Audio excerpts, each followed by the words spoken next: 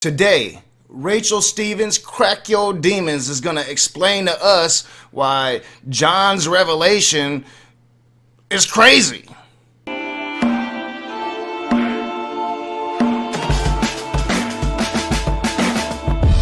What is up, you heathens and demons, you sinners and saints, you beautiful, blasphemous people?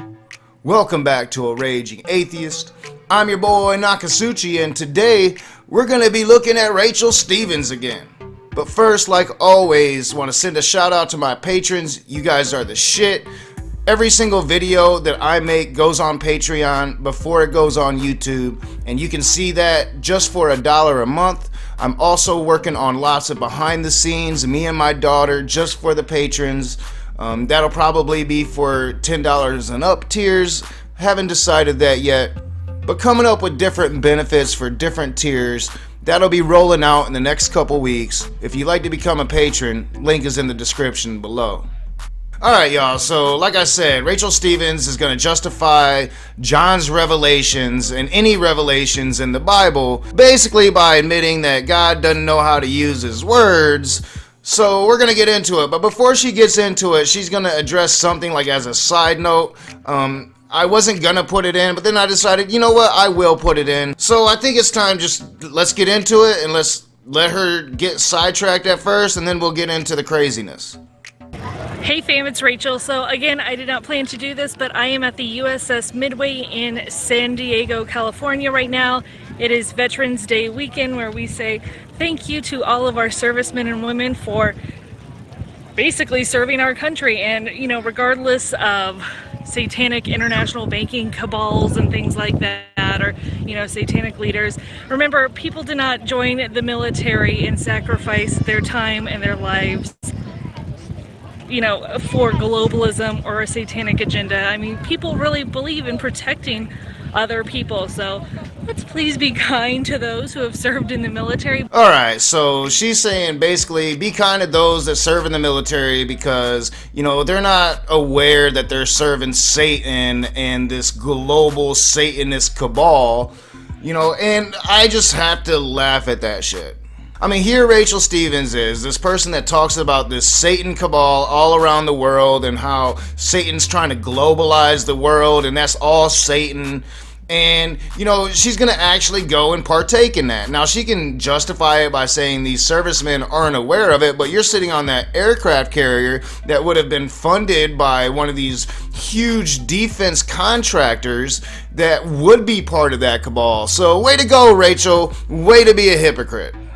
But outside that, I just want to take a moment, like me personally, just because you're a veteran, just because you're a service member, that doesn't automatically guarantee you my respect. I'm going to base my respect for you based upon your actions and the way you are as a person. And guess what? There's a lot of shitty people wearing the United States uniform. You wearing that uniform doesn't tell me anything about yourself outside the fact that you volunteered to serve in the military. I want to know your actions and your deeds, and then I'll give you respect. You know, for me, it's not an automatic requirement that I give you respect just because you were in the United States military. You know, I'm sorry, I'm more worried about you as a human being than you as a U.S. service member. But, you know, as I'm here on this flight deck of this giant aircraft carrier right now, I'm looking at all of the planes. Now, remember when God gave John, the Revelator, his vision on the island of Patmos, remember, he's seeing things that are going to be happening in the end times. Alright, so now we're into it. So now she's going to start talking about John and the vision that God gave John about the end times. Now, she believes that these visions were accurate depictions of the future from 2,000 years ago. So she believes this, so she's going to have to find ways to justify how those visions never fucking came true. You know, and something that, you know, Christians either ignore or they don't like to talk about is that when John wrote these revelations, for one, he was exiled onto an island for being fucking insane, but for two, he was writing about the Jewish people being freed from Roman rule. You're talking about a time in early Christianity when Christians were being heavily persecuted by Rome. So he was writing about current times, not future times. At least not future times like 2,000 years in the future, but relatively near to the future that he was writing from. Now remember, this is 2,000 years ago. You don't have words for something like this helicopter. If you were John the Revelator, how would you explain something that looks like this? So here's the gist of her argument. She's saying that John didn't have the words to describe the images that God was putting in his head.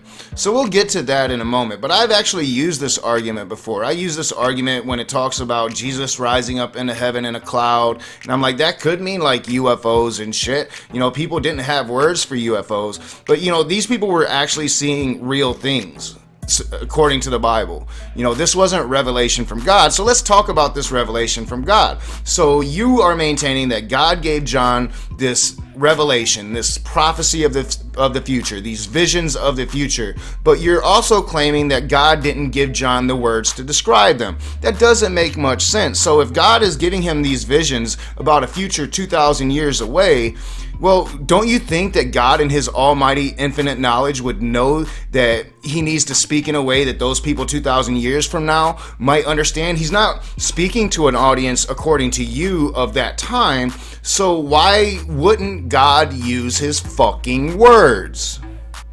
What language would you use? What could you possibly describe this as? You're seeing things in a vision from God of the future, but you don't have the language to describe it. So when you're looking at these things, what kind of language would you use to describe a helicopter? I mean, so essentially Rachel Stevens is admitting that her God is a fucking moron. That her God could have the insight to send these visions down so John can warn people 2,000 years in the future, but doesn't have the power or the knowledge to give John the words that's going to make these visions accurate to the future and actually give us warning. So people like me, atheists who don't believe in that shit, can look at these verses and it says, oh, a motherfucking helicopter is gonna drop a bomb on New York in 2024, right? So bam, like, why wouldn't God do that? I mean, this is a really tall order. So when you're seeing a lot of words in the Bible that it sounds like descripting or like very descriptive of animals, a lot of times flying like a bird. They've never seen a plane. They've never taken a flight. There's no hot air balloons. How would you describe this flying in a vision?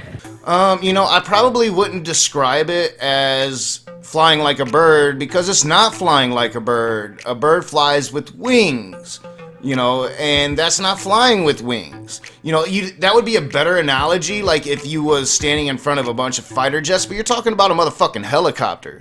And I don't know. I think that, you know, people 2,000 years ago were imaginative too. We have proof of that. I think they could have imagined a way to decipher between a fucking bird and a fucking helicopter.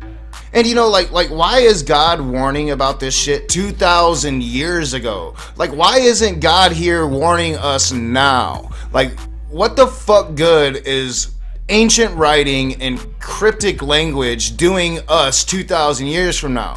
Don't you think God would wait a little closer to the appointed time before he started using his infinite powers to send visions to motherfuckers that might actually speak the modern language?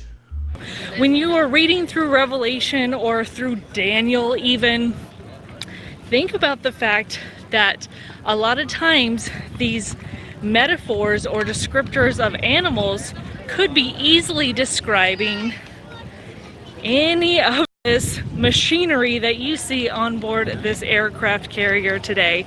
No, it can't. I mean, you want to make it so, but it's not easily describing that. It's easily describing the animals that it's fucking describing. It's not easily describing a fucking helicopter that's 2,000 years in the future. You know, does Rachel even understand what a circular prophecy is or what a self-fulfilling prophecy is? Does she understand prophecy? Like, do you think she understands that in order for this prophecy to be legitimate, it actually has to foretell the fucking future? So, like, John would have to actually foretell the date and time that 9/11 was gonna happen, and then that would be a fucking prophecy. But no, these Christians have to justify it because innately they understand these things. They understand what a self-fulfilling prophecy is. They understand that none of these prophecies have been fulfilled. It's why they have to do their apologetics. They have to fucking apologize for it. It's why they have to, create false narratives. It's why they have to make leaps and bounds and saying, oh, John says a bird, but he means a motherfucking helicopter. You're wrong, and it's pathetic, and it's kind of funny. As always, I'm your boy Nakasuchi. This is A Raging Atheist. If you like my videos, hit the thumbs up, subscribe, share me on your social media, comment in the comment section below. I'll see you soon.